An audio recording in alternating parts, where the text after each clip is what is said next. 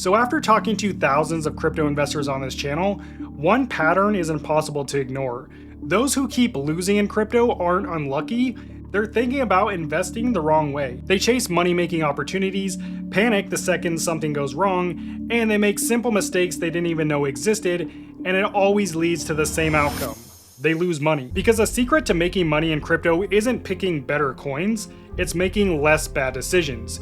If you lose $3,000, you have to make that $3,000 back just to break even. This is a cycle that most crypto investors are stuck in. So instead of trying to find the next 100x, what if you learned how to avoid the mistakes that's currently making it impossible for you to make money in crypto? That's why I'm breaking down the 4 profit killers that nobody knows about. Fix these and you'll make more money by default, with less stress and less effort than whatever you're doing right now. One of the most common mistakes I see investors fall into is what I call the opportunity trap. This is where investors think they're going to make it big, but they end up getting played. Now, this takes many forms, but I have 2 prominent examples that I want to share with you from people that I've worked with personally. One subscriber I recently worked with lost $80,000 to what he thought was a good opportunity. Michael Saylor was hosting a live stream that promised a 2x return on your investment if you sent crypto to the address on the website that they were advertising on screen. So he sent 1 Bitcoin to the address, expecting to instantly get back 2 Bitcoin. Of course, he received nothing.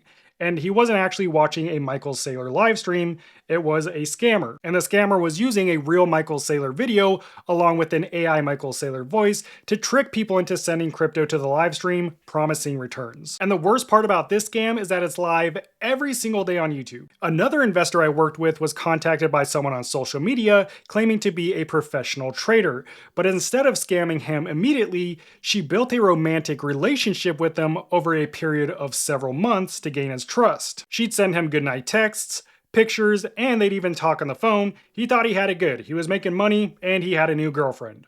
That was until he reached out to me. I told him that was called a pig butchering scam.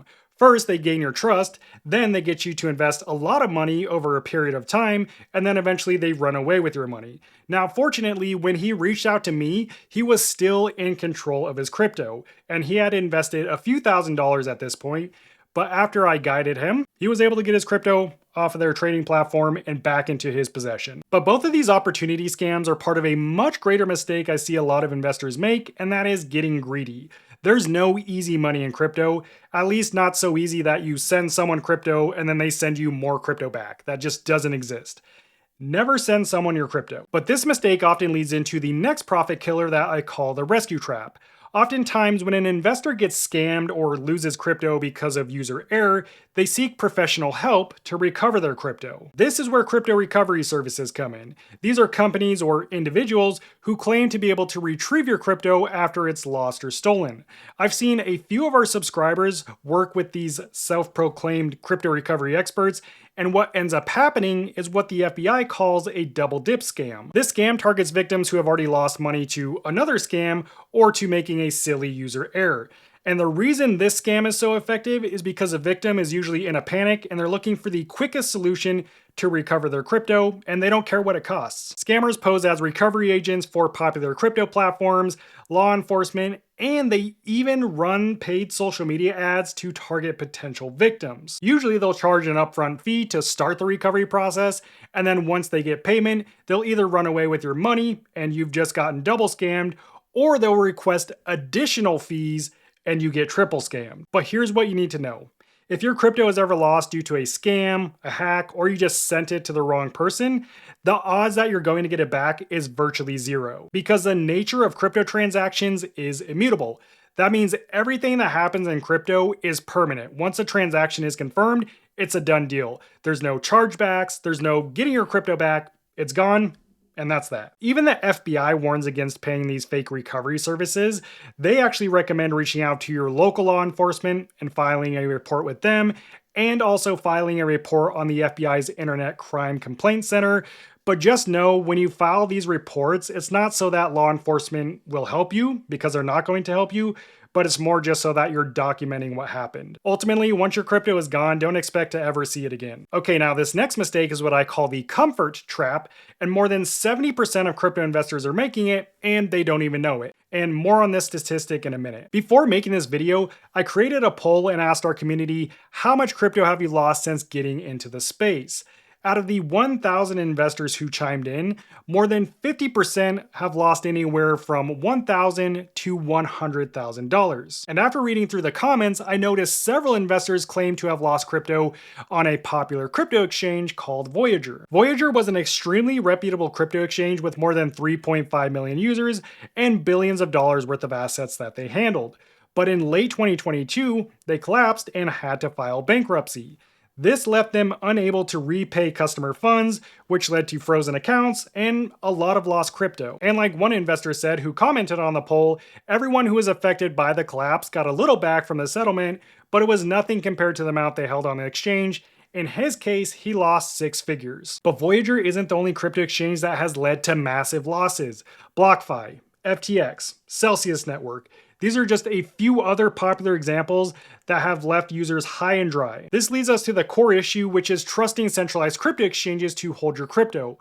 But the big problem with this is that it's not actually your crypto, it's a digital IOU. That's why exchanges can freeze your funds and lock your account. And the common misconception is that crypto exchanges are a safe place to keep your crypto. But even Kraken, one of the most popular crypto exchanges today, admits that crypto exchanges are not meant to be crypto wallets. They're not a place to actually keep your crypto.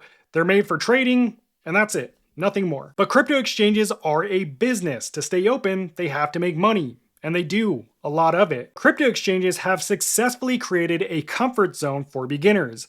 They incentivize investors with yield and staking rewards to keep crypto on their platform. But exchanges are designed to benefit the business, not its users. On the back end, they're charging insane trading fees, they're taking 35% of your rewards, and they're making billions of dollars through partnerships that they have with stablecoin issuers. The more crypto investors hold on an exchange, the more money the exchange makes, while investors give up control, ownership, and security for a little bit of convenience and some rewards that probably aren't even worth it after you factor in the fees, the risk, and the taxes. And if you've ever had your funds frozen like I have, or your account completely locked, you already know crypto exchanges are not more convenient. They're actually a nightmare. But according to a recent study, more than 70% of crypto investors still hold their funds on a crypto exchange, not knowing what they're giving up. This is a massive risk because one of the main design benefits of crypto is that it can be self-custody, meaning you can fully own it and control it, not let some multi-billion-dollar corporation do it for you. The next profit-killing mistake covers a range of ways investors lose money, but it all leads back to the same one mistake. I call it the investor-funded mistake because investors are literally funding their own loss. In crypto, there are at least 1,000 user errors you can make, and most of these errors lead to irreversible loss, which sucks because most beginners don't even know these errors exist, and they end up making them. Now, I'm not going to cover 1,000 errors, but I am going to cover the most common ones that lead to the most loss. The first error is sending crypto to the wrong blockchain network. This usually happens when you're sending crypto from your exchange account to your own external wallet. You have to ensure that the blockchain network you're sending crypto from matches the one that you're sending crypto to. If it doesn't, you're going to lose your crypto forever. Another common error I see is sending crypto without using a memo or destination tag. Certain cryptocurrencies, like XRP, require using a destination tag so that the exchange knows which account to credit it to. That said, this only applies when sending crypto to a centralized crypto exchange. You don't need a memo tag when sending it to your own external crypto wallet. Also, if you do send crypto to an exchange without entering the memo or destination tag, your crypto can be lost, and oftentimes it is, but it is worth reaching out to the exchange to see if they can help you recover your crypto, because sometimes they can. The next mistake that led one investor to losing $68 million is copying your wallet's receiving address from the wrong location. Instead of using the receive button on the receiving wallet or the receiving exchange, this investor decided to copy his receiving address from his transaction history tab. The only problem with doing this is that scammers know that people copy the receiving address from their transaction history tab. So what do? They send crypto to your wallet with the goal that their transaction and their wallet address that looks identical to your wallet address shows up at the top of your transaction history tab. So instead of copying your receiving address, you accidentally copy the scammer's address and send your crypto directly to them, thinking you're sending it to your wallet. Always copy your wallet address from the receiving wallet or exchange account, never from the transaction history tab or directly from the blockchain if you know how to do that. The last user error is one most people don't even realize exists and no one is immune to. It only happens when you're transacting on DeFi platforms, like you're swapping crypto on a decentralized crypto exchange, you're claiming an airdrop. All of these actions require you to sign a permission that allows the app or contract to spend your crypto for whatever it is you're trying to do. This is generally normal.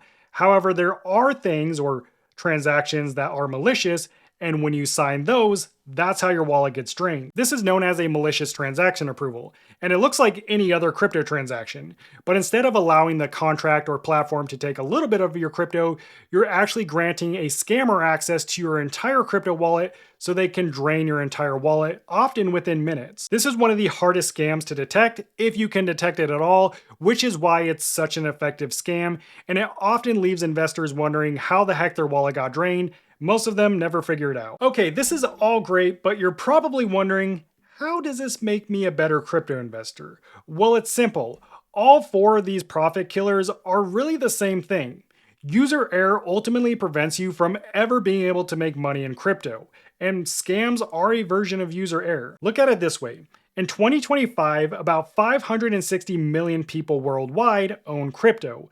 Compare that to the $17 billion worth of crypto that was lost due to scams and fraud. That's roughly $30 lost per crypto investor, and that's just scam losses. That doesn't include user error or crypto exchange issues. Now, obviously, not everyone is losing money in crypto, but that means a smaller group of investors are losing larger, potentially life-changing amounts of crypto, and I've seen it firsthand. People are getting hit by AI-powered scam factories and losing billions to silly user errors. So no, everything we've covered so far doesn't guarantee you'll get rich, but it does guarantee that you'll keep more of what you make while taking on less risk, and that boring approach is what is going to put you ahead of 90% of crypto investors who keep losing. Once you understand this, the solution becomes pretty obvious.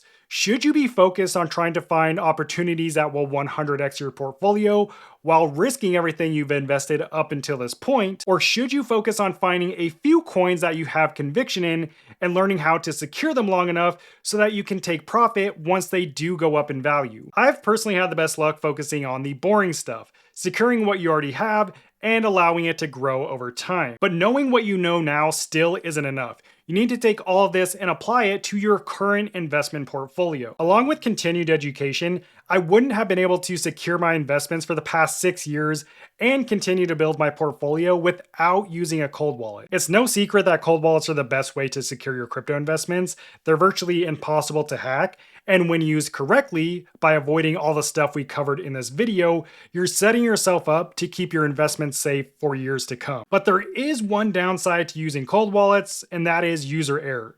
The barrier to entry for beginners is the main reason why a lot of investors remain on crypto exchanges. Fortunately, cold wallets have come a long way since 2014 when the first one was launched, and some of them are easier to use than your traditional banking app. But after helping thousands of investors on this channel, I've learned that most beginners prefer a cold wallet that's easy to set up and start using without much of a learning curve. And the one wallet that really provides that experience is Tangem. I got my first Tangem wallet about 3 years ago, and even though I own just about every cold wallet available, I still find myself going back to Tangem the most because it's the most convenient and easiest to use. If you want to learn more and apply everything you've learned in this video, I'll drop my discounted link to Tangem down in the description. Or if you want to see my step-by-step user guide and see how to use it, watch this video next, or watch my Tangem wallet review right here. I'll meet you over there. God bless and peace out.